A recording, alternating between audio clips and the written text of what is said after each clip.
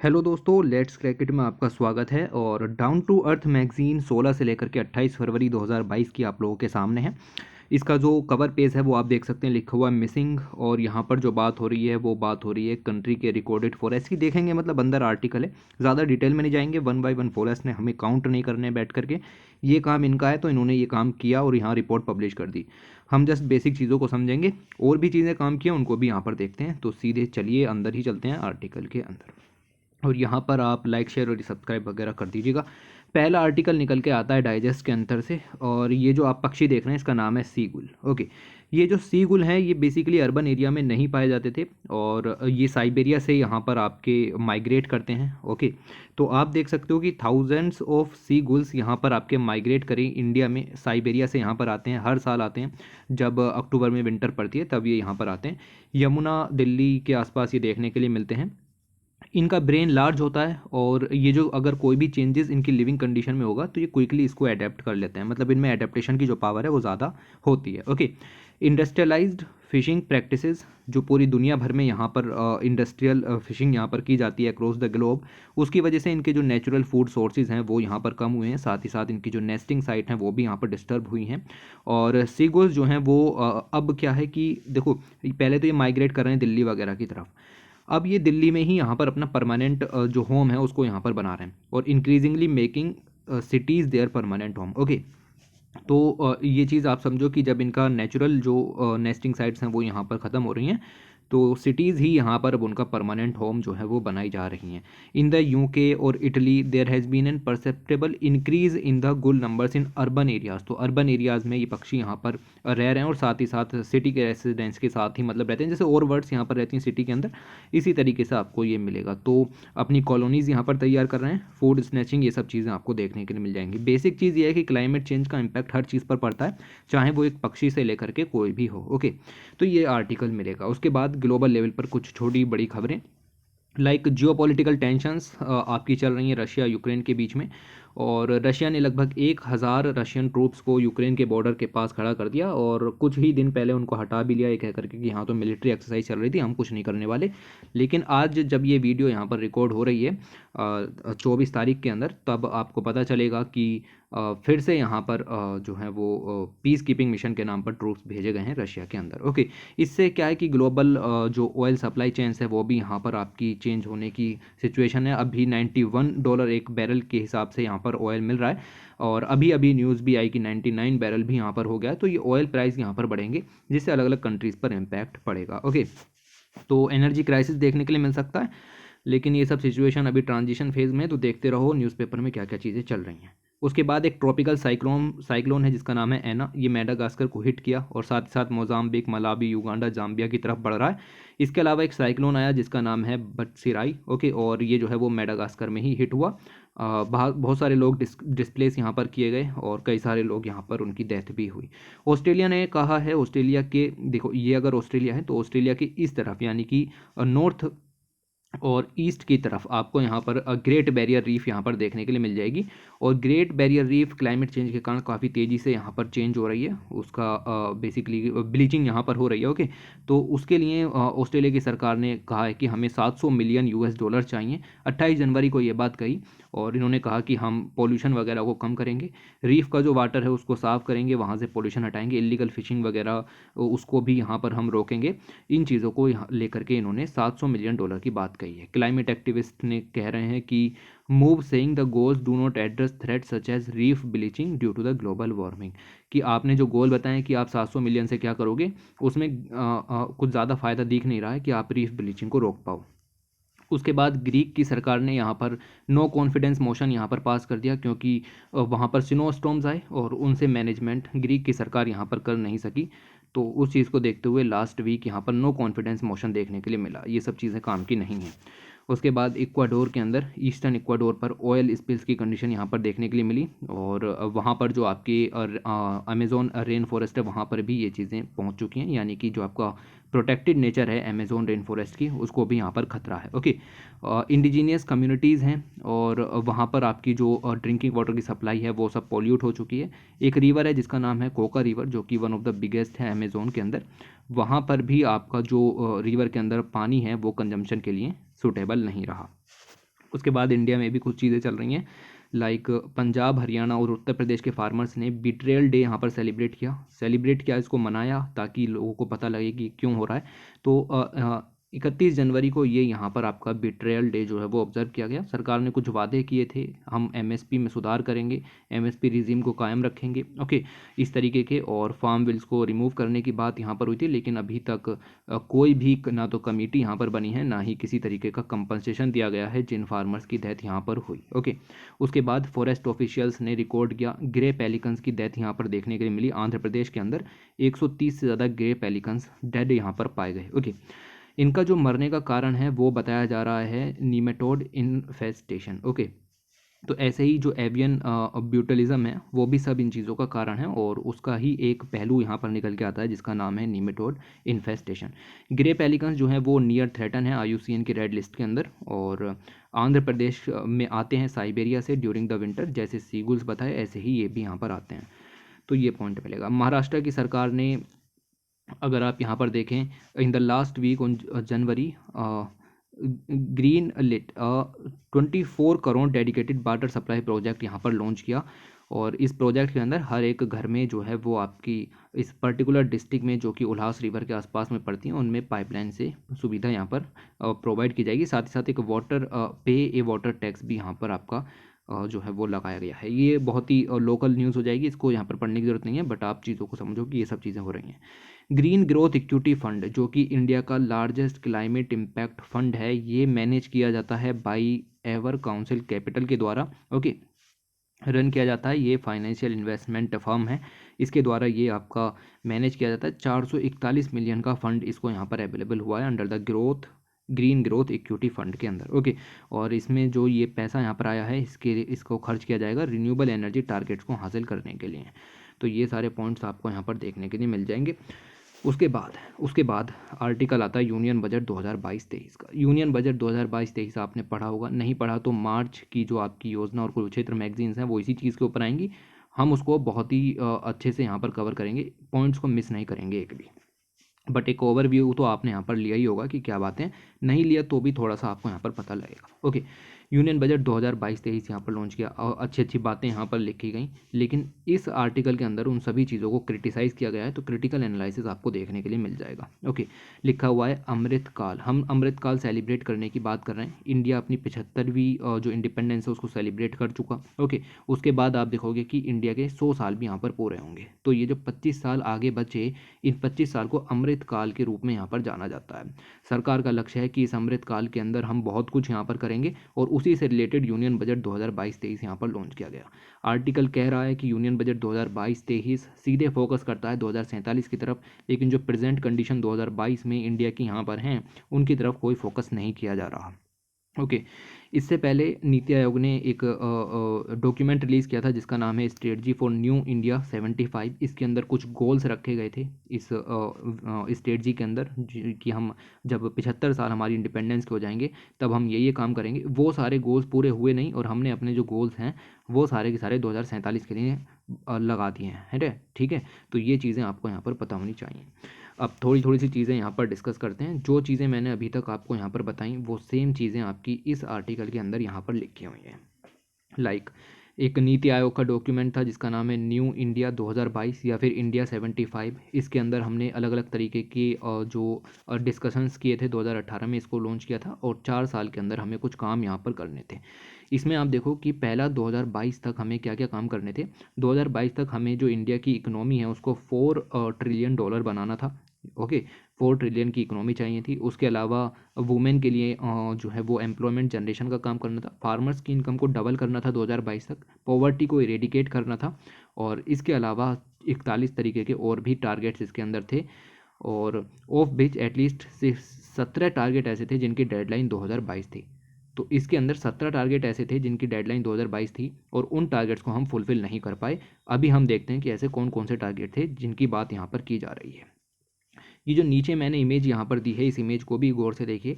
ये इमेज आपको समझाती है कि इंडिया 75 के कुछ गोल्स थे, लाइक डबलिंग फार्मर इनकम बिल्कुल सेंटर में होना चाहिए। ओके, हाउसिंग देना है सभी को, हाउसिंग फॉर ऑल का भी प्रोविज़न था, एम्प्लॉयमेंट, इकोनॉमिक ग्रोथ, $4 ट्रिलियन की। तो इन सभी को मिस करते हुए आपने जो लक्ष्य यहाँ पर हासिल करने की बात की है वो 2047 का की है।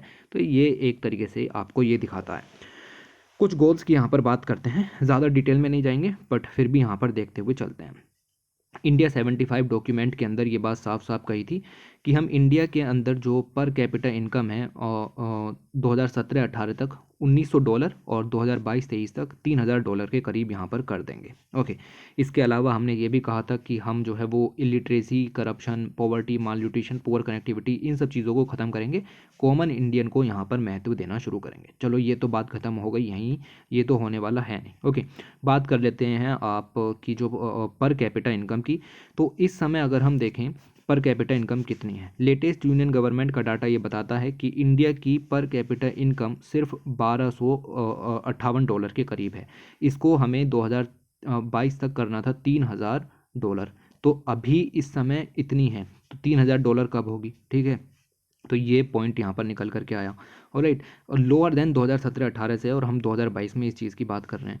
तो अगर हमें $3000 पर कैपिटा इनकम पर यहाँ पर पहुँचना है तो हमें अगले 70 वीक तक का और इंतज़ार करना पड़ेगा, क्योंकि सरकार ने तो 2047 का लक्ष्य रखा है। ओके, तो इन फिगर्स को डबल करना 2022 तक चाहिए था, लेकिन उसके ऊपर कोई बात निर्मला सीतारमण जी ने यहाँ पर नहीं की। ओके, उसके बाद आप देखो कि ये कुछ ग्राफ्स दिए गए थे जो कि किसी भी तरीके से यूपीएससी के काम के नहीं है। यहाँ पर कुछ बजट दिखाया गया है और उसके अंदर कितना एलोकेशन किया गया, पहले कितने करोड़ रुपए बांटे गए थे, अब कितने करोड़ रुपए बांटे गए हैं, ये आपके काम का नहीं है।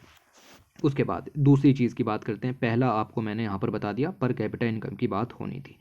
दूसरा जो इंडिकेटर था इंडिया 75 के अंदर, उसमें हमने यहाँ पर कहा था कि पर कैपिटा जो इनकम ग्रोथ है वो जीडीपी की, मतलब 4 ट्रिलियन की इकोनॉमी हमें यहाँ पर खड़ी करनी है 31 मार्च 2023 तक। ओके, और अभी हम जो है वो शॉर्ट चल रहे हैं 1.5 ट्रिलियन तक, और फिजिकल ईयर 2021 निकल चुका है, यानी कि इतना सब भी अभी और करना है जो कि अभी नहीं हुआ है। उसके अलावा पॉवर्टी के लेवल्स हैं वो भी यहाँ पर इंक्रीज़ हो रहे हैं, उनको घटाना है। ओके, और घटाने की बात की गई थी 2022 तक की। ओके, वो भी सब चीज़ें यहाँ पर नहीं हो रही हैं, क्योंकि अभी हमने देखा कि दिसंबर 2021 में जो नीति आयोग है उसने अपनी मल्टी डायमेंशनल पॉवर्टी इंडेक्स यहाँ पर लॉन्च की, और उसमें पता चला कि लगभग 25.01% इंडिया की पॉपुलेशन जो है वो मल्टी डायमेंशनल पॉवर्टी से जूझ रही है। तो उस चीज़ पर भी कोई फोकस नहीं है, ना ही उसकी बात यहाँ पर की गई। इसके अलावा न्यू इंडिया विज़न यानी कि इंडिया 75 के अंदर एक प्रॉमिस किया गया था कि हम जो फार्मर्स की इनकम है उसको यहाँ पर डबल कर देंगे 2022 तक कंपेयर टू 2015-16। यानी एक फार्मर अगर 100 रुपये यहाँ पर कमाता है 2015-16 में, तो हम उसको 200 रुपये यहाँ पर कमाने का मौका देंगे।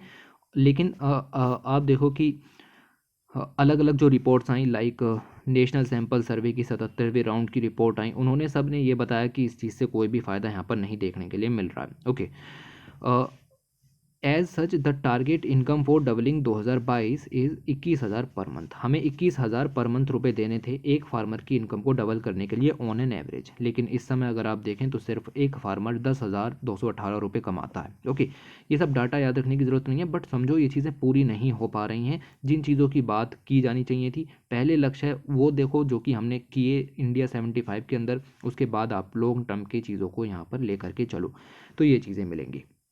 एक इम्पॉर्टेंट पॉइंट जो यहाँ पर देखने के लिए मिला बजट के अंदर, जिसकी प्रशंसा की जानी चाहिए, वो है आपका क्लाइमेट एक्शन। निर्मला सीतारमण जी ने बजट के 4 पिलर यहाँ पर बताए, 4 प्रायोरिटी एरियाज बताए, उनमें से एक प्रायोरिटी एरिया था क्लाइमेट एक्शन का। 4 प्रायोरिटी एरिया कौन से थे? Productive enhancement and investment, sunrise opportunities, energy transition and climate action. तो क्लाइमेट एक्शन को बिल्कुल सेंटर में यहाँ पर रखा गया। ये बजट की खास बात यहाँ पर निकल के आई और इसकी तारीफ भी यहाँ पर की गई है। ओके, तो क्या क्या ऐसे पॉइंट्स थे बजट के अंदर जो कि ये बताते हैं कि क्लाइमेट एक्शन वाकई थोड़ा सा सेंटर में यहाँ पर रहा, और किस तरीके की बातें यहाँ पर चल सकती हैं। तो इनको हम कंपाइल करते हैं बजट के अंदर किस तरीके के ग्रीन प्रपोजल्स यहाँ पर थे उनके अंदर। ओके, तो बजट के अंदर ग्रीन प्रपोजल्स कौन से थे? सबसे पहला पॉइंट जो सरकार ने यहाँ पर कहा, ministry of environment forest and climate change जो कि सेंटर है आपका एनवायरमेंटल रिलेटेड इश्यूज़ का, ओके, उसका बजट जो है वो यहाँ पर इंक्रीज़ किया गया। 2021-22 में इसको सिर्फ 2500 करोड़ दिए गए थे, लेकिन अब 3000 करोड़ दिए गए हैं। तो ये दिखाता है कि अब ministry of environment forest and climate change ज़्यादा खर्च कर पाएगी, इसीलिए बजट जो है उसके अंदर ग्रीन प्रपोजल देखने के लिए मिलता है। उसके अलावा सरकार की एक स्कीम है इलेक्ट्रिक व्हीकल को प्रमोट करने की, जिसका नाम है fame scheme for faster adoption and manufacturing of hybrid and electric vehicle in India. इसको पहले 800 करोड़ दिए गए थे, लेकिन अब इसको 3000 करोड़ यहाँ पर दिए गए हैं। इसका मतलब इलेक्ट्रिक व्हीकल का इकोसिस्टम इंडिया के अंदर बढ़ेगा, जिससे कि ये एनवायरमेंटल पॉल्यूशन, क्लाइमेट चेंज वगैरह से लड़ा जा सकता है। उसके अलावा रिन्यूएबल एनर्जी के थोड़े से जो हैं वो आप देखो थोड़ा सा, बहुत ही थोड़ा यहाँ पर कम हुआ है, ओके, कुछ ज़्यादा फर्क नहीं पड़ा, लेकिन रिन्यूएबल एनर्जी को भी काफ़ी पैसा यहाँ पर दिया जा रहा है, ओके। तो इससे भी हमारा क्या है कि जो सोलार एनर्जी वगैरह इन सब में भी फ़ायदा होगा। उसके अलावा बजट के दौरान आप देखो कि the energy conversion amendment bill 2022 भी यहाँ पर एक्सपेक्टेड है कि वो यहाँ पर पास होगा, ओके, जिसका एम क्या है कि हम इंडिया में कार्बन ट्रेडिंग को रेगुलेट करेंगे, साथ ही साथ जो रिन्यूएबल एनर्जी का है उसको यहाँ पर एनकरेज करेंगे, साथ ही साथ जो एनर्जी कंजर्वेशन एक्ट 2021 है उसका इफेक्टिव इम्प्लीमेंटेशन और एनफोर्समेंट भी यहाँ पर करेंगे। इसके अलावा आप देखोगे कि ये सब चीज़ें आप इग्नोर करोगे, ओके। उसके बाद सोलार मॉड्यूल्स को यहाँ पर डेवलप करने के लिए, उनकी हाई इफिशिएंसी के लिए पीएलआई स्कीम 19,500 करोड़ की यहाँ पर लागू की गई। ये आपको ग्रीन प्रोविज़न मिल जाएगा। देखो सोलार पावर सेक्टर को बढ़ाना रिन्यूएबल एनर्जी का पार्ट है, ओके, और ये चीज़ें मिलेंगी। उसके अलावा सरकार ने कहा है कि जितना भी कोल यहाँ पर बर्न होता है, मान लो 100 टन कोल यहाँ पर बर्न होता है, तो उसमें से 5 से 7 टन जो कोल होगा वो आपका बायोमास से रिप्लेस यहाँ पर किया जाएगा, यानी 93% कोल ही यहाँ पर यूज़ किया जाएगा, बाकी का 5 से 7% बायोमास यहाँ पर यूज़ किया जाएगा इन थर्मल पावर प्लांट। तो ये चीज़ यहाँ पर देखने के लिए मिलेगी। इसके बाद जो लार्ज कमर्शियल बिल्डिंग्स हैं उनके अंदर एनर्जी एफिशिएंसी को बढ़ावा देंगे, सेविंग्स को यहाँ पर बढ़ावा देंगे, और जो कमर्शियल बिल्डिंग्स के अंदर एनर्जी की खपत यहाँ पर होती है उसको रिड्यूस करने की बात भी यहाँ पर की गई। इसके अलावा कोल गैसिफिकेशन प्रोजेक्ट्स की यहाँ पर बात की गई। कोल गैसिफिकेशन चाइना में सबसे ज़्यादा भारी मात्रा में किया जाता है, और कंट्रीज़ भी कोल गैसिफिकेशन पर फोकस कर रहे हैं, तो उससे रिलेटेड 4 प्रोजेक्ट यहाँ पर लॉन्च किए गए, ओके। इसमें कोल को पहले सिन गैस में कन्वर्ट करते हैं, और फिर आप यहाँ पर देखोगे कि सिन गैस को यूज़ किया जाता है थर्मल पावर प्लांट्स के अंदर अलग अलग जगह पर, ओके। उसके बाद एग्रो फॉरेस्ट्री को बढ़ावा देंगे, प्राइवेट फॉरेस्ट्री को भी यहाँ पर सपोर्ट करेंगे, ये चीज़ें आपको मिलेंगी। जो आपके सोवरन ग्रीन बॉन्ड हैं ये अब पब्लिक सेक्टर प्रोजेक्ट्स के लिए भी यहाँ पर इशू किए जाएंगे, जिससे कि इकोनॉमी के अंदर जो कार्बन इंटेंसिटी है उसको रिड्यूस किया जा सके। ये पूरा इशू इकोनॉमी सेक्टर के अंदर कवर किया जाएगा। ब्लेंडेड फाइनेंस को यहाँ पर बढ़ावा देंगे। ब्लेंडेड फाइनेंस वो फाइनेंस होता है जो कि पब्लिक सेक्टर से आता है प्राइवेट सेक्टर के इन्वेस्टमेंट को बढ़ावा देने के लिए। सरकार पैसा मोबिलाइज करेगी और उससे पब्लिक सेक्टर इन्वेस्टमेंट को बढ़ावा देने के लिए पैसा यहाँ पर खर्च किया जाएगा, ओके। तो वो ब्लेंडेड फाइनेंस को यहाँ पर बढ़ावा देंगे climate action, agriculture, clean technology वगैरह से लड़ने के लिए। उसके अलावा एनर्जी स्टोरेज को हार्मोनाइज लिस्ट ऑफ इंफ्रास्ट्रक्चर में डाला जाएगा। उसके अलावा आप देखो कि बैटरी स्वैपिंग पॉलिसी भी यहाँ पर आपकी लॉन्च की जाएगी, जिससे कि इलेक्ट्रिक व्हीकल सेक्टर को मदद मिल सके, ओके। ये सारी चीज़ें आपको यहाँ पर ध्यान में रखनी है। उसके बाद आर्टिकल आता है, और ये काफ़ी अच्छा आर्टिकल है, इसको बिल्कुल इग्नोर नहीं करना। और इस आर्टिकल के अंदर बेसिकली आपको बताया गया है बैटरीज़ के बारे में। इलेक्ट्रिक व्हीकल चर्चा में है, उसके अंदर बैटरीज़ चाहिए होती हैं, तो वो बैटरीज़ कहाँ से आएँ, किस तरीके से आएँ, तो बैटरी का जो मार्केट है उसकी थोड़ी सी डिस्कशन यहाँ पर किया गया है। जितना काम का है उतना ही डिटेल में जाएंगे, ज़्यादा अंदर हम यहाँ पर नहीं जाएंगे। हुआ क्या है, जो ये आर्टिकल यहाँ पर छपा, मुकेश अंबानी जो कि एक इंडस्ट्रियलिस्ट हैं और कुछ कंपनीज़ ने मिलकर के UK based battery technology firm जिसका नाम है फेरेडियन लिमिटेड, उसको यहाँ पर एक्वायर कर लिया। अब इन्होंने ये एक्वायर कर लिया। अभी जो फेरेडियन लिमिटेड है ये आपका सोडियम आयन बैटरीज़ यहाँ पर बनाती है। याद रखना, बैटरीज़ कई तरीके की होती हैं, एल्यूमिनियम एयर बैटरीज़ होती हैं, लिथियम आयन बैटरीज़ होती हैं, ये हैं आपकी सोडियम आयन बैटरीज़। ये जो फेरेडियन लिमिटेड है ये सोडियम आयन बैटरीज़ बनाती है, और अब इंडिया के अंदर सोडियम आयन बैटरीज़ यहाँ पर बननी शुरू हो जाएंगी, ओके। तो रिलायंस इंडस्ट्रीज़ ने भी कहा कि इससे हम जो 4 गीगा फैक्ट्रीज़ यहाँ पर लगाएंगे कंट्री के अंदर, इसको एक्वायर करने के बाद इसकी सारी टेक्नोलॉजी हमारी सोडियम आयन बैटरीज़ बनने की, इससे इलेक्ट्रिक व्हीकल का मार्केट यहाँ पर बढ़ेगा, ओके। अब थोड़ा बैटरी टेक्नोलॉजी की बात कर लेते हैं। बैटरी टेक्नोलॉजी इंडस्ट्रीज़ के अंदर रैपिड ग्रोथ देखने के लिए मिल रही है, और रिसेंट में आप देखो तो क्लीन पावर्ड इलेक्ट्रिक मोबिलिटी के चलते बैटरीज़ की डिमांड भी यहाँ पर बढ़ी है। तो इससे क्या है कि इंडिया के जो क्लीन एनर्जी एम्बिशन है उनको यहाँ पर बढ़ावा मिलेगा। करंटली मार्केट में सिर्फ 4 टाइप की बैटरीज़ ही यहाँ पर अवेलेबल हैं। 4 टाइप की बैटरीज़ हैं, उसमें से पहली है आपकी लेड एसिड बैटरी, दूसरी है आपकी लिथियम आयन बैटरी, तीसरी है आपकी निकल मेटल बैटरी और चौथी है आपकी वेनेडियम आयन बैटरी। ओके, ये 4 तरीके की बैटरीज़ अभी अवेलेबल हैं। सोडियम जो आयन बैटरीज़ हैं अभी मार्केट में नहीं आई हैं, ना ही इनकी फिजिबिलिटी के बारे में ज़्यादा कुछ पता है, लेकिन हम धीरे धीरे इनको डेवलप कर लेंगे। ओके, इन 4 में से अगर हम बात करें तो लेड एसिड और lithium ion batteries only 2 currently available हैं जो कि इंडियन मार्केट में अवेलेबल हैं। ये चारों की चारों पूरे विदेश में आपको मिल जाएंगी, लेकिन इंडिया में सिर्फ 2 ही तरीके की चल रही हैं, लेड एसिड और लिथियम आयन बैटरीज़ की यहाँ पर बात चल रही है। ओके, और इसके अलावा कुछ और टेक्नोलॉजीज़ भी यहाँ पर एक्सप्लोर की जा रही हैं ताकि इसको यहाँ पर एक्सप्लोर किया जा सके, इसके एप्लीकेशन को यहाँ पर बढ़ाया जा सके। लाइक हम थोड़ा सा बात करते हैं आगे। तो एक बैटरी थी जिसका नाम है लेड एसिड बैटरी, ये रही लेड एसिड बैटरी के बारे में कुछ पॉइंट्स यहाँ पर दिए गए हैं। Have been used for long, इसका हमें काफ़ी समय से पता है और काफ़ी समय से यहाँ पर यूज़ भी की जा रही है, और एक बेसिकली इकोनॉमिकल ऑप्शन है क्योंकि इसकी सप्लाई अच्छी है मार्केट में। जब सप्लाई अच्छी होती है तो चीज़ों की डिमांड भी यहाँ पर बढ़ती है और उस तरीके से ये बैटरी अच्छी साबित हो सकती है। ओके, लेकिन इसके कुछ पोटेंशियल थ्रेट भी हैं। लाइक इसके अंदर आप टर्म देख सकते हैं लेड, सरकार ने लेड को यहाँ पर बैन कर रखा है। लेड का यूज़ किसी भी तरीके के पेट्रोलियम में भी यहाँ पर बैन है। ओके, तो वो सब चीज़ें भी देखने के लिए मिल जाएंगी। WHO ने कहा है कि लेड जो है वो एक नेचुरली टॉक्सिक मेटल है, अगर लार्ज क्वांटिटीज़ में किसी के अंदर चला गया तो ब्रेन डैमेज हो सकते हैं। UN एनवायरनमेंट प्रोग्राम ने भी कहा है कि लेड एक पॉल्यूटेंट है, अगर इसका प्रॉपर डिस्पोजल किया गया या फिर रिसाइकलिंग नहीं की गई तो ये एयर वाटर सॉइल के ज़रिए आपके फूड सिस्टम में एंटर कर सकता है। ओके, इसके अलावा जो बैटरी है उसकी जो एनर्जी डेंसिटी है वो बहुत ही कम है। ओके, एनर्जी डेंसिटी बहुत ही कम है। ये आपको ड्रॉबैक जो है वो यहाँ पर याद रखना है। लगभग 50 से लेकर के 80 वाट हावर की आपको यहाँ पर आपको एनर्जी डेंसिटी देखने के लिए मिल जाएगी। इसके अलावा बात करते हैं लिथियम की।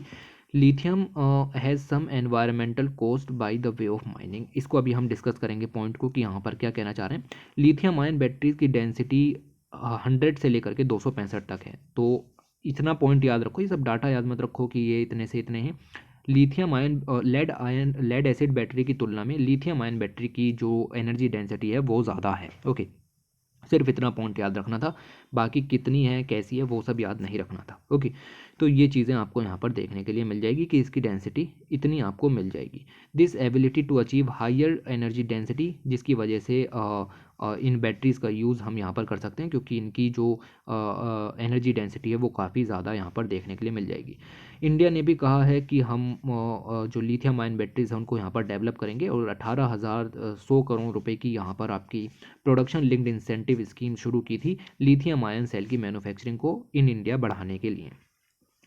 लिथियम आयन बैटरीज हम डेवलप कर सकते हैं, बिल्कुल डेवलप कर सकते हैं, कोई इशू नहीं है, लेकिन एक जो बड़ी लिमिटेशन है वो ये है कि लिथियम के जो रिज़र्व हैं वो सिर्फ चिली, ऑस्ट्रेलिया, अर्जेंटीना और चाइना के पास हैं, किसी और कंट्री के पास इसके रिज़र्व नहीं हैं। चाइना पूरी जो लिथियम की सप्लाई चेन है उसका 80% हिस्सा घेरे हुए है, तो हमें कहाँ से उसमें जगह मिलेगी। ओके, तो दुनिया भर में जितना भी लिथियम रिफाइनिंग की जाती है उसमें चाइना 80% तक हिस्सा यहाँ पर है। साथ ही साथ वर्ल्ड की सेल कैपेसिटी का 77% भी यहाँ पर देखने के लिए मिल जाएगा। ओके, तो ये सारे पॉइंट्स आपको यहाँ पर ध्यान रखने हैं। एक पॉइंट जो इंपॉर्टेंट हो गया वो ये था कि लेड एसिड बैटरीज की जो एनर्जी डेंसिटी है वो कम है compare to the lithium ion batteries. उसके बाद बात करते हैं अपनी इम्पोर्टेंट जिसके लिए सोडियम आयन बैटरीज़ की। सोडियम आयन बैटरीज़ के अंदर 3 इसेंशियल कंपोनेंट हैं, एक आपको एनोड मिल जाएगा, एक कैथोड मिल जाएगा और एक जो है वो इलेक्ट्रोलाइट मिल जाएगा। ये सब हमारे काम का नहीं है, ना ही इसको यहाँ पर पूछा जाएगा। ओके, किस तरीके से बैटरी काम करती है ये भी अभी फ़िलहाल काम का नहीं है। When the batteries are in charging stage, sodium atoms cathode से ये रिलीज़ होते हैं, इलेक्ट्रॉन्स वगैरह के ज़रिए ये रिलीज़ किए जाते हैं और वगैरह वगैरह इलेक्ट्रोलाइट से होते हुए इस तरीके से आपका ये काम होता है। फिलहाल इसकी प्रोसेस पर नहीं जाते हैं, उसके लिए अलग से टाइम चाहिएगा। हम सिर्फ इन बैटरीज़ के बीच में तुलना करते हैं ताकि यूपीएससी का एक जो पॉइंट है वो यहाँ पर क्लियर हो सके। There are several factors that influence the growing favorability of sodium over lithium. हमें लिथियम की जगह सोडियम पर क्यों फोकस करना चाहिए, उसके कुछ बेनिफिट यहाँ पर हैं। लिथियम सिर्फ कुछ ही कंट्रीज़ के पास है, ऊपर से चाइना ने उसकी सप्लाई चेन को पूरी तरीके से कंट्रोल कर रखा है, तो इसकी जगह अगर हम सोडियम का यूज़ यहाँ पर करें, जो कि पहले से ही अर्थ के क्रस्ट में लगभग 3% तक मौजूद है, ओके, जबकि लिथियम कुल 0.01% है और वो भी कुछ ही कंट्रीज़ के पास। तो पहला जो इंपॉर्टेंस है वो ये है कि हम सोडियम आयन बैटरीज को यूज़ करें, ना कि लिथियम आयन बैटरीज को। दूसरी चीज़, सोडियम जो है वो आपका नेचुरली सी वाटर में भी मिल जाएगा NaCl के रूप में, वहाँ से आप उसको अलग कर सकते हो। साथ ही साथ सोडा एस से भी उसको माइन यहाँ पर किया जा सकता है। यूएस के पास सोडा एस के काफ़ी ज़्यादा रिजर्व हैं, जो कि टर्की में भी आपको मिल जाएंगे, बोत्सवाना में भी आपको यहाँ पर मिल जाएंगे। 2 पॉइंट यहाँ पर आपको हो गए कि क्यों आपको सोडियम आयन बैटरीज को प्रीफर करना चाहिए। तीसरा पॉइंट मिलेगा कि सोडियम को एक्सट्रैक्ट करने की जो कॉस्ट है वो लिथियम को एक्सट्रैक्ट करने की कॉस्ट से 20% कम है, तो हमारी इनपुट कॉस्ट भी यहाँ पर रिड्यूस की जा सकती है। तीसरा पॉइंट आपको मिलेगा कि लिथियम आयन बैटरीज को क्यों महत्व दिया जाना चाहिए, ओके। उसके अलावा सोडियम जो है वो सेफर भी है लिथियम की तुलना में, तो ये चौथा पॉइंट आपको यहाँ पर मिल जाएगा, ओके। इसके बाद अगर हम बात करें, कुछ रिसर्चर्स वगैरह हैं, इन सभी को आपको पढ़ने की ज़रूरत नहीं है। इन्होंने कहा कि like lithium, sodium ion batteries also use chemical electrolysis that are flammable. ये चैलेंजेस आपको मिल जाएंगे। लिथियम की तरह सोडियम आयन बैटरीज के अंदर भी जो इलेक्ट्रोलाइट यहाँ पर यूज़ किया जाता है वो ऑर्गेनिक मैटर होता है, जिसकी वजह से वो आग पकड़ लेता है, और ये एक कमी देखने के लिए मिल जाएगी। यानी सेफ्टी जो है वो है, लेकिन लिथियम की तुलना में आपकी कम है, ओके।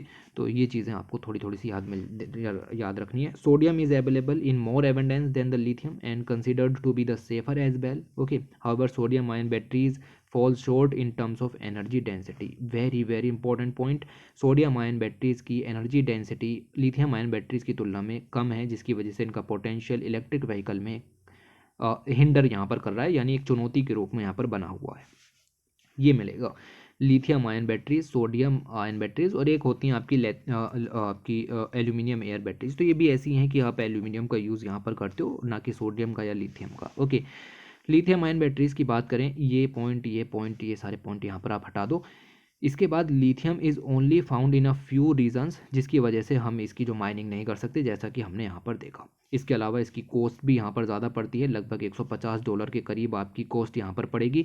एनर्जी डेंसिटी इसकी काफ़ी ज़्यादा है, जैसा कि मैं आपको पहले भी बता चुका हूँ, ओके। सेफ्टी के बारे में इसकी याद रखना, फ्लेमेबिलिटी ज़्यादा है, एक्सप्लोजिवनेस भी ज़्यादा है। बात करते हैं सोडियम आयन बैटरीज की, जिसको मुकेश भाई ने यहाँ पर ख़रीदा। इन्होंने कहा, इनके हिसाब से अगर आप देखें तो सोडियम पूरे ग्लोबली पाया जाता है, यानी हमें आराम से मिल जाएगा। इसकी कॉस्ट भी यहाँ पर कम पड़ेगी। इसके अलावा सेफ्टी भी थोड़ी सी इसकी तुलना में सही है, सेफ मिल जाएगा आपको। एनर्जी डेंसिटी कम है, ठीक है, ये पॉइंट यहाँ पर याद रखिएगा कि एनर्जी डेंसिटी यहाँ पर कम है। एक बैटरी आती है एल्यूमिनियम एयर बैटरीज, इनके ऊपर अभी रिसर्च चल रही है। अगर ये रिसर्च सक्सेसफुल हुई तो इससे बेहतर बैटरी आपको यहाँ पर नहीं मिलेगी, ओके। एनर्जी डेंसिटी देखो आप, ठीक है, ये अभी थ्योरिटिकल है, अभी एप्लीकेशन पार्ट यहाँ पर नहीं रिलीज़ किया गया है। कितनी ज़्यादा एनर्जी डेंसिटी है, इवन लिथियम आयन बैटरीज से भी ज़्यादा, ओके। दूसरी तरफ आप सेफ्टी देखो, ठीक है, सेफ्टी बिल्कुल कोई भी फ्लेमेबिलिटी नहीं है, कोई एक्सप्लोजिवनेस नहीं है, ओके। कॉस्ट देखो आप, सिर्फ कितनी कम यहाँ पर है, ओके। लिथियम आयन की तुलना में कॉस्ट यहाँ पर देखो। एल्यूमिनियम जो है भारी मात्रा में प्रेजेंट भी है पूरी दुनिया में बॉक्साइट के रूप में। बॉक्साइट एक और है, यानी अयस्क है एल्यूमिनियम का, और यहाँ से इस तरीके से आप एल्यूमिनियम को निकाल भी सकते हो। एक प्रॉब्लम जो एल्यूमिनियम एयर बैटरीज के साथ में है वो है कि इनको रिचार्ज नहीं किया जा सकता, they can not be recharge, okay. तो ये पॉइंट आपको मिलेगा। Lithium ion batteries can be recharge, sodium ion batteries can be recharge, but aluminium air batteries can not be recharge. ये पॉइंट आप यहाँ पर ध्यान में रखिएगा। सब चीज़ों में अच्छा है, सिर्फ रिचार्ज नहीं कर पा रहा। उसके अलावा मल्टी आयन बैटरीज भी मिल जाएगी, दो नहीं, अलग अलग तरीके के आयन्स का यूज़ करके आप यहाँ पर इसको बना लो। ये सब चीज़ें अभी किसी काम की नहीं है। इनकी एनर्जी डेंसिटी भी सही मिल जाएगी, थोड़ी सी सेफ्टी भी सही है, कॉस्ट भी, ये सब एवरेज टाइप की हैं, ओके। ये याद रखो, लिक्विड मेटल है, अभी इनके ऊपर कोई खास स्टडी नहीं हुई है। और अब देख सकते हो कि हाँ, ना हमें इसकी कॉस्ट के बारे में पता है, ना ही सेफ्टी के, ना ही इसके, तो हम क्यों इसमें दिमाग मारें बेवजह। दूसरा मिलेगा वेनेडियम रेडॉक्स फ्लो। वेनेडियम जो है आपकी मिल जाएगी अलग अलग जगह पर, naturally found in 65 minerals, okay. और इसकी कॉस्ट भी एवरेज है और सेफ्टी भी सही है, लेकिन एनर्जी डेंसिटी बहुत ही ज़्यादा कम है और अभी भी थियोरेटिकल स्टेजेस में है, तो इस पर भी ज़्यादा डिस्कशन नहीं किया जा सकता। ये सब पॉइंट्स आप यहाँ पर ध्यान में रखोगे और इस तरीके से काम होगा। उसके बाद जो कवर पेज था उसमें आपको दिखाया गया था फॉरेस्ट वगैरह के बारे में। तो फॉरेस्ट के बारे में जो सिंपल सा पॉइंट है वो डाउन टू अर्थ जनवरी 2022 में यहाँ पर कवर कर दिया गया है। ये काफ़ी अच्छे रेस्पॉन्स में रही और इसमें मैंने यहाँ पर आप देखो कि टाइम स्लॉट्स भी यहाँ पर लगाए थे, चैप्टर्स इसको कहते हैं। ओके, और इनको जब आप चैप्टर्स को क्लिक करोगे तो इसमें आपको एक दिख जाएगा यहाँ पर जिसका नाम साइड में लिखा हुआ है, जैसे साइड में बहुत सारे चैप्टर्स खुल जाएंगे, उनमें से एक है फॉरेस्ट सर्वे रिपोर्ट, और इसको आपका state of forest survey report भी यहाँ पर कहा जाता है। ओके, और ये जो रिपोर्ट है वो फॉरेस्ट सर्वे ऑफ इंडिया के द्वारा यहाँ पर रिलीज़ की गई। उसके बारे में मैंने आपको 11 मिनट में काफ़ी डिटेल में समझाया कि वो क्या है, कैसे हैं, उसके कोई भी पॉइंट यहाँ पर मिस नहीं हुए। एक बार उसको ज़रूर देखना। यहाँ पर भी ये रिपोर्ट डिस्कस नहीं की गई थी, लेकिन मैं फिर भी आपको बता रहा हूँ क्या डिस्कस किया गया था। यहाँ पर डिस्कस किया गया था पेपर फॉरेस्ट के बारे में। इन्होंने ये चीज़ बताई, इन्होंने अलग अलग तरीके से रिकॉर्ड्स वगैरह छाने, क्योंकि इनका काम है ये करने का, हमारा काम नहीं है। ओके, इन्होंने ये सब काम किए। इन्होंने देखा कि कंट्री में जितने भी फॉरेस्ट हैं उनमें से 25 मिलियन हेक्टेयर ऑफ फॉरेस्ट हैं वो लॉस दिख रहे हैं, मतलब मिसिंग है गवर्नमेंट रिकॉर्ड से। ये चीज़ इन्होंने यहाँ पर देखी। कहने का मतलब ये है कि इन्होंने एनालिसिस किया कि what is this recorded forest area, what is this forest cover, और अलग अलग तरीके से इन चीज़ों के ऊपर स्टडी की। और स्टडी करने के बाद इन्हें पता चला कि कंट्री के अंदर जो approximately 75 million hectare forest cover है उसमें से 25 मिलियन हेक्टेयर आपका काउंट ही नहीं किया गया। सिर्फ डाटा जो दिया गया वो 50, 51 या 52 मिलियन हेक्टेयर का यहाँ पर दिया गया। बाकी का जो फॉरेस्ट है वो गवर्नमेंट रिकॉर्ड में है लेकिन उसको काउंट ही नहीं किया गया। तो उसका हुआ क्या, तो Indian state of forest report इसके अंदर ये खामी इन्होंने निकाली, हमारे किसी काम की नहीं, लेकिन फिर भी थोड़ा सा समझ लेते हैं। ओके, इन्होंने ये कहा कि ये जो 25 मिलियन हेक्टेयर फॉरेस्ट है इसको यहाँ पर काउंट नहीं किया गया। क्या हुआ इसका, क्या इसको सरकार खा गई, क्या इसको सरकार का बेचने का प्लान है, या फिर ये डिग्रेड हो गया, इसका क्या हुआ, इसके बारे में किसी तरीके की इन्फॉर्मेशन इस रिपोर्ट के अंदर पब्लिश नहीं की गई थी, Indian state of forest report 2021 के अंदर में। ओके, अब ये इस चीज़ को एक्सप्लेन करेंगे, अगले 5 पेजों में इन्होंने इसको एक्सप्लेन किया है। हमारे किसी काम का नहीं, फॉरेस्ट सर्वे के अंदर जितने भी पॉइंट्स थे हमारे काम के थे, इतना ही हमें यूपीएससी पूछती है, बाकी हमसे नहीं पूछती। एक चीज़ जो यहाँ पर इंपॉर्टेंट हो जाती है, what is the difference between recorded forest area and forest cover. इन दोनों के बीच में अंतर यहाँ पर है। अंतर किस तरीके से है, तो हमें सिर्फ डेफिनेशन याद रखनी है कि फॉरेस्ट कवर क्या होता है और रिकॉर्डेड फॉरेस्ट एरिया यहाँ पर क्या होता है। रिकॉर्डेड फॉरेस्ट एरिया जो है वो ऐसा सब एरिया होता है जो कि गवर्नमेंट रिकॉर्ड्स के अंदर में यहाँ पर रखा हो। गवर्नमेंट ने जितने भी फॉरेस्ट एरिया को रिकॉर्ड किया होगा अपने डॉक्यूमेंट्स के अंदर, वो सारा का सारा एरिया रिकॉर्डेड फॉरेस्ट एरिया के रूप में जाना जाता है। इसके अंदर सभी legal classes of forest, legal का मतलब क्या है कि वो रिकॉर्ड्स के अंदर यहाँ पर है, चाहे वो रिजर्व हो, प्रोटेक्टेड हो या फिर अनक्लास्ड हो, किसी भी तरीके का हो सकता है, उस सभी को कंपाइल करके जितना भी फॉरेस्ट एरिया आया उसको रिकॉर्डेड फॉरेस्ट एरिया यहाँ पर कहा जाता है। दूसरी तरफ एक टर्म आती है जिसका नाम है फॉरेस्ट कवर, ये कुछ और ही बयां करती है। ये जो इसकी डेफिनेशन है, इस डेफिनेशन के अंदर 1 हेक्टेयर से ज़्यादा के जितने भी लैंड पैचेस यहाँ पर पड़े हुए हैं, याद रखना 1 हेक्टेयर से ज़्यादा के, और उनमें कैनोपी डेंसिटी जो है वो 10% से ऊपर होनी चाहिए, वो सारे एरिया यहाँ पर आपके काउंट किए जाते हैं। ओके, अब ये जो है आपके ट्री कैनोपी डेंसिटी 10% से ज़्यादा होनी चाहिए, एरिया 1 हेक्टेयर से ज़्यादा होना चाहिए, ये दोनों पॉइंट याद रखना। ठीक है, इसमें जितने भी फॉरेस्ट आएंगे उनको हम फॉरेस्ट कवर के अंदर काउंट कर देंगे। ये हो सकते हैं डेंस हो सकते हैं, मॉडरेटली डेंस हो सकते हैं, या फिर ओपन फॉरेस्ट हो सकते हैं, जिनको हम टोटली कंबाइंड करते हैं इन फॉरेस्ट कवर। ओके, अब ये कितना आंकड़ा यहाँ पर दिया गया है कितना नहीं, ये इंपॉर्टेंट नहीं है, बेसिक चीज़ें हमारे काम की थी। लाइक आप यहाँ पर देख सकते हो फॉरेस्ट का क्लासिफिकेशन मैंने यहाँ पर दिया है। तो गवर्नमेंट रिकॉर्ड के अंदर फॉरेस्ट कवर को जो है वो कैनोपी डेंसिटी की क्लासेस में बांटा गया है। वेरी डेंस फॉरेस्ट होते हैं जहाँ पर जो फॉरेस्ट कैनोपी डेंसिटी है वो 70% या उससे ज़्यादा हो। फिर मॉडरेटली डेंस आते हैं जिसमें फॉरेस्ट कैनोपी डेंसिटी या ट्री कैनोपी डेंसिटी 40% से ज़्यादा लेकिन 70% से कम हो। फिर आते हैं ओपन फॉरेस्ट जिनके अंदर आपकी 40% और 10% के बीच में, यानी 10% से ज़्यादा और 40% से कम यहाँ पर हो। फिर स्क्रब और नॉन फॉरेस्ट आते हैं, इनको काउंट नहीं किया जाता। 10% का डाटा यहाँ पर पूरा हो गया। फॉरेस्ट कवर मापा कैसे जाता है, तो फॉरेस्ट कवर के अंदर आप वेरी डेंस फॉरेस्ट का आंकड़ा लेते हो, मॉडरेटली डेंस फॉरेस्ट का आंकड़ा लेते हो और ओपन फॉरेस्ट का आंकड़ा लेते हो, जो कि मैंने ऊपर तीनों डिसाइड किए। इन तीनों को जोड़ करके आप लिख देते हो टोटल फॉरेस्ट कवर कितना होता है, तो इस तरीके से आपका निकल करके आता है। प्रेजेंटली इंडिया में कितना फॉरेस्ट कवर है, 21.71% है। हमारी नेशनल फॉरेस्ट पॉलिसी यहाँ पर चलती है जो कि इस समय 1988 की वर्क करती है। उसने कहा है कि ये 21.71% जो है इसको बढ़ा करके कितना करना है, 33% यहाँ पर करना है। इसके अलावा अगर स्क्रब और नॉन फॉरेस्ट एरिया को भी जोड़ दिया जाए तो बाकी का एरिया यहाँ पर आपका आ जाता है, जो कि भारी मात्रा में प्रेवलेंट करता है। नॉन फॉरेस्ट एरिया सबसे ज़्यादा है, लगभग 76% के करीब है। इसमें आपको ये पॉइंट यहाँ पर ध्यान में रखना है कि नॉन फॉरेस्ट एरिया सबसे ज़्यादा है, उसके बाद आपको यहाँ पर देखने के लिए मिल जाएगा एरिया जो है वो मॉडरेटली डेंस। ओके, ये ओपन फॉरेस्ट का एरिया फिर दूसरे नंबर पर आता है। तीसरे नंबर पर मॉडरेटली डेंस फॉरेस्ट का एरिया आता है। ये दोनों में मार्जिनल गैप है, तो इसको याद रखिएगा।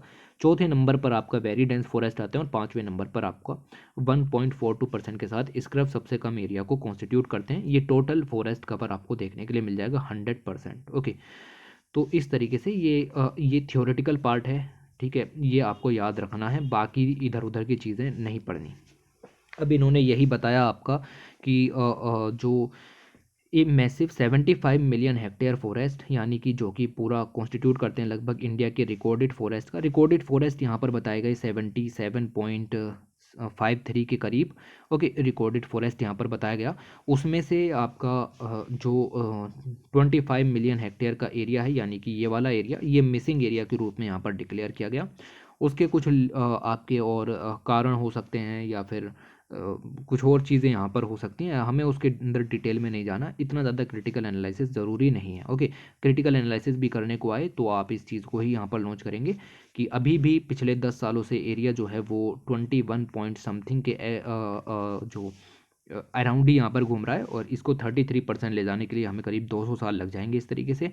इसलिए पॉलिसीज़ को अच्छा करना पड़ेगा और बेहतरीन काम करना पड़ेगा। ये सब डाटा आपका यहाँ पर दिया गया है। उसके अलावा with forest cover in recorded forest area, recorded forest area की डेफिनेशन मैंने आपको बताई। दूसरी खामी जो सरकार की ये है, जब फॉरेस्ट कवर इन्होंने यहाँ पर मापना शुरू किया तो ऐसे सभी फॉरेस्ट जो कि ऐसे सभी ट्रीज़ जो कि फॉरेस्ट के बाहर यहाँ पर थे। एक फॉरेस्ट क्या है, एक फॉरेस्ट सर्वे ऑफ इंडिया के हिसाब से वो एरिया है जो कि 1 हेक्टेयर से बड़ा है और उसके अंदर ट्री कैनोपी 10% से ज़्यादा की है। तो कुछ ऐसे एरियाज़ भी तो होंगे जो कि 1 हेक्टेयर से कम के हैं लेकिन ट्री कैनोपी डेंसिटीज़ 10% से ज़्यादा है। कुछ ऐसे एरियाज़ भी यहाँ पर होंगे जो कि 1 हेक्टेयर से कम के हैं और ट्री कैनोपी भी 10% से कम की है। वो सब भी यहाँ पर धीरे धीरे इन्होंने काउंट करने शुरू कर दिए ट्री कवर के नाम पर, जब इन्हें दिखा कि फॉरेस्ट कवर फॉल हो रहा है तब। तो ये कुछ क्रिटिकल चीज़ें हैं जो कि आपको मिल जाएंगी। फिर यही दिया है आपको यहाँ पर पॉइंट कि 3 तरीके के फॉरेस्ट यहाँ पर हैं। एक है आपके वेरी डेंस फॉरेस्ट, एक है आपके मॉडरेटली डेंस फॉरेस्ट, एक है आपके ओपन फॉरेस्ट। तो जो डेंस फॉरेस्ट हैं वो यहाँ पर बहुत ही कम शेयर उनका होता चला जा रहा है। 36% तक कॉन्स्टिट्यूट करते थे 1987 में, और ये यहाँ पर कम हो रहे हैं। देखो, सबसे ज़्यादा इंपॉर्टेंट यही वाले हैं क्योंकि इनके अंदर बायोडाइवर्सिटी काफ़ी ज़्यादा है। दूसरे नंबर पर आपके ये आ जाते हैं और इनका एरिया भी यहाँ पर आपका कम हो रहा है 24। इसी तरीके से आपको ओपन फॉरेस्ट मिल जाएंगे, ये भी आपके धीरे धीरे कम ही हो रहे हैं लेकिन इनका रेट यहाँ पर कम होने का वो कम है। ओके, तो ये सब पॉइंट्स आप यहाँ पर ध्यान में रखो। फिर ये चीज़ें पता चलें कि 2019 और 2021 की अगर हम तुलना करें फॉरेस्ट सर्वे रिपोर्ट्स की, तो पता चलेगा सिर्फ 0.16 मिलियन हेक्टेयर ही क्षेत्रफल इंप्रूव कर पाए हैं रिकॉर्डेड एरिया, और सिर्फ 0.2% का इंक्रीज़ देखने के लिए मिला है। ये कोई बड़ा इंक्रीज़ नहीं है कि सरकार इसको लेकर के खुश हो। ओके, वेरी डेंस फॉरेस्ट के अंदर सिर्फ इतना सा एरिया बढ़ा है, मॉडरेटली डेंस के अंदर एरिया कम हो गया है। Okay, very very important point, कम हुआ है एरिया। ओके, और यहाँ पर आपका जो एरिया है वो थोड़ा सा जो है वो बढ़ा है। ओके, 9.98 हो गया, इसके अंदर थोड़ा सा यहाँ पर कम हुआ है और इसके अंदर बहुत थोड़ा सा यहाँ पर बढ़ा है। तो ये पॉइंट याद रखो कि मॉडरेटली के अंदर एरिया कम हुआ है, बाकी दोनों में बढ़ा है। उसके बाद आगे चलते हैं और आगे बात करते हैं कुछ और आर्टिकल्स की, और जिसमें आपको मिल जाएगा ये वाला आर्टिकल। इसके अंदर लिखा हुआ है हेरिटेज इरेज्ड, और बात की जा रही है करेवा डिपॉजिट्स की। जो करेवा डिपॉजिट्स हैं ये highly fertile alluvial soil deposits हैं, कश्मीर वैली के अंदर ये पाए जाते हैं। करेवा डिपॉजिट इनका यहाँ पर नाम है, काफ़ी क्वेश्चन इसके ऊपर पूछे गए हैं। डेवलपमेंट के नाम पर इसको डिस्ट्रॉय यहाँ पर किया जा रहा है और लोकल लोगों को जो है वो आपका इस तरीके से यहाँ पर उनको उनकी जो लाइवलीहुड के सोर्सेज हैं उनको डिवॉइड किया जा रहा है उस चीज़ से। ओके, तो अगर हम यहाँ पर देखें कश्मीर की ब्यूटी के बारे में, पीर पंजाल रेंज से घिरा हुआ है, हिमालयाज़ भी एक तरफ से हैं, साथ ही साथ कई ज़्यादा बॉर्डर भी यहाँ पर लगते हैं। और कश्मीर के अंदर प्लेट्यू लाइक लैंडफॉर्म है जिनका नाम यहाँ पर है करेवास। ओके, ये जो करेवास हैं इनको ये प्लेट्यू हैं, लगभग 13,000 से लेकर के 18,000 मीटर के थिक डिपॉजिट्स आपको यहाँ पर मिल जाएंगे एलुवियल सोइल के, जो कि भारी मात्रा में फर्टाइल यहाँ पर हैं।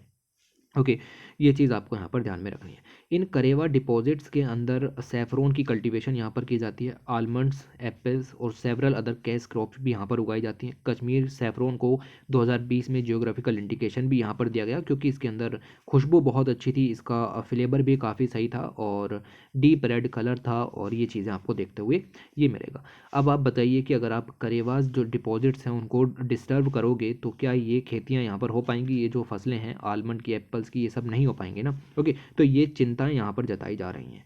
The fertility of these patches, ये बिलीव्ड है कि फर्टिलिटी एक एक दिन में नहीं बनी, 2 दिन में नहीं बनी, प्लेस्टोसीन एज से ये काम होता हुआ आ रहा है। ओके, और इसके कारण ये आज इतने फर्टाइल हैं।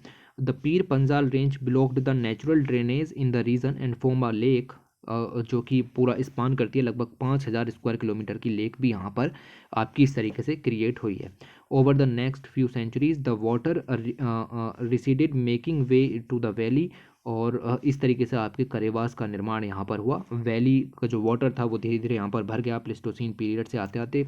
माउंटेन से जो करेवास डिपॉजिट्स हैं वो यहाँ पर जमना शुरू हुए, और इस तरीके से फर्टाइल जो प्लेन है वो यहाँ पर हुआ। ह्यूमन सिविलाइजेशंस यहाँ पर सेटअप हुई, बहुत सारे हैबिटेशंस यहाँ पर हुए, मोस्ट फर्टाइल स्पॉट यहाँ पर देखने के लिए मिला। उसके अलावा between 1995 and 2005 massive proportion of karewas in Pulwama, Budgam और Baramulla district were razed to the ground for किले। ओके, और किले के लिए इसको यहाँ पर निकाला गया, रेल लाइन बिछाने के लिए इस सब को यहाँ पर ख़त्म किया गया, मतलब करेवा डिपॉजिट्स के साथ उनको डिस्टर्ब यहाँ पर किया गया। श्रीनगर एयरपोर्ट बना तो वहाँ पर भी जो किले यहाँ पर चाहिए थी, तो वो करेवा जो डिपॉजिट्स हैं वहाँ से उनको लेकर के गए। ओके, और ऐसा ही रिसेंट वायोलेशन देखने के लिए मिला है 6 दिसंबर 2021 को, जब बारामूला के डिप्यूटी कमिश्नर ने यहाँ पर कहा कि पटन बिले से करेवा डिपॉजिट्स के ज़रिए हम जो है वो श्रीनगर की रिंग रोड यहाँ पर तैयार करेंगे। तो कुल मिला के बात यह है कि डेवलपमेंट के लिए करेवा डिपॉजिट्स का यूज़ यहाँ पर किया जा रहा है। करेवा डिपॉजिट्स कुछ खास नहीं है, ये भी एक तरीके की सॉइल है, ये भी एक तरीके की किले है, जिस पर अलग अलग तरह की खेतियाँ यहाँ पर की जाती हैं, जैसा कि हमने यहाँ पर डिस्कस किया। ओके, तो ये सब काम यहाँ पर नहीं होने चाहिए, परमानेंट लॉस देखने के लिए मिलेगा अगर ये सब काम यहाँ पर हुए। ओके, तो लार्ज डेवलपमेंट प्रोग्राम्स यहाँ पर चल रहे हैं वैली के अंदर, जिससे उसकी टोपोग्राफी है, फिजियोलॉजी है, वो सब चीज़ें यहाँ पर चेंज हो रही हैं। ओके, और यहाँ पर आप देखेंगे at the lowest point lies the valley karewas at a results are an easy target due to the soil thickness के नाम पर उनकी यहाँ पर जो डेवलपमेंट वर्क में यूज़ है वो यहाँ पर किया जा रहा है। ईच करेवाज जो है वो डिपॉजिट्स आपके किलोमीटर तक की मोटाई में यहाँ पर फैले हुए हैं। ओके, और कुछ ऐसे हैं जो कि इंडिविजुअल्स के द्वारा ओन किए जाते हैं, कुछ ऐसे हैं फार्मिंग में यूज़ किए जाते हैं, कुछ गवर्नमेंट के द्वारा ओन किए जाते हैं। ओके, और इन डिपॉजिट्स को लोकल भाषा में कच्चा राई भी यहाँ पर कहते हैं। ओके, ये टर्म आपको मिल जाएगी, और ग्रेजिंग वगैरह के लिए भी यहाँ पर यूज़ किए जाते हैं, लेकिन सरकार इनको बचाने के लिए सक्सेसफुल नहीं रही। इंस्टीड यहाँ पर एक सॉल्यूशन निकल करके आया। ये सब मैप है कि किस तरीके से जो श्रीनगर रिंग रोड है वो यहाँ पर तैयार की जा रही है। ये सब काम का नहीं है, बट समझो कि हम जो करेवा डिपॉजिट्स को यहाँ पर यूज़ कर रहे हैं और इस तरीके से रोड वगैरह के निर्माण के लिए, तो उनको हम ना डिस्ट्रॉय करें। गवर्नमेंट को क्या है कि वूलर लेक जो यहाँ पर आपकी कश्मीर के अंदर प्रेजेंट है, उसमें नीचे काफ़ी भारी मात्रा में सिल्ट जमा हुआ है, उस सिल्ट को यहाँ पर यूज़ किया जा सकता है, और इससे क्या है कि आपकी जो वूलर लेक है वो भी यहाँ पर साफ़ हो सकती है, और उसका जो सिल्ट है वो भी यहाँ पर यूज़ लिया जा सकता है। दूसरी तरफ जो है वो करेवास डिपॉजिट्स भी सेफ़ रह सकते हैं। ओके, तो इन सब चीज़ों के चलते ये सब चीज़ें चलती रहती हैं, थोड़ा थोड़ा आइडिया होना चाहिए कि क्या चल रहा है दुनिया भर में। उसके बाद कोविड-19 का वही मुद्दा वैक्सीन को लेकर के कि इंटेलेक्चुअल प्रॉपर्टी राइट्स वैक्सीन के ऊपर वेव होने चाहिए, नहीं होने चाहिए, ये हम करीब 6 महीने पहले भी पढ़ चुके हैं, और हर बार ये सब चीज़ें सेम आती हैं, तो बार बार इसको पढ़ने के लिए नहीं बैठेंगे। इंडिया है, साउथ अफ्रीका है, ब्राज़ील है, ये कंट्री सब मना कर रहे हैं कि कोविड-19 जो फार्मा कंपनीज़ हैं उनको वैक्सीन के लिए कह सकते हैं कि इंटेलेक्चुअल प्रॉपर्टी राइट्स ना दिए जाएँ, IPR ना दिए जाएँ, क्योंकि उससे डोमेस्टिक सप्लाई पर भी फ़र्क पड़ेगा, प्राइस राइजेस भी देखने के लिए मिलेंगे वैक्सीन के, और ये सब चुनौतियां भी सामने देखने के लिए मिलेंगी। ओके, तो ये आपको आर्टिकल इस तरीके से मिलेगा, किसी काम का नहीं, हम डिस्कस कर चुके हैं काफ़ी बारी, इसको यहाँ पर इग्नोर मारते हैं। ओके, तो ये इस तरीके से आपकी मैगज़ीन पूरी हुई। इसके अंदर कुछ और आपके किसी भी काम का नहीं था, किसी को भी लगता है कि और भी कुछ काम का था तो एक बार मैगज़ीन ज़रूर देखें। ओके, और वैसे भी कोई ज़रूरत नहीं है यार, ठीक है, हम काफ़ी कुछ इसमें कवर करते हैं जो कि इम्पोर्टेंट होता है। ओके, तो चलिए फिर वीडियो को एंड करते हैं, और ये सब काम आप ज़रूर कीजिएगा, लाइक शेयर और सब्सक्राइब का।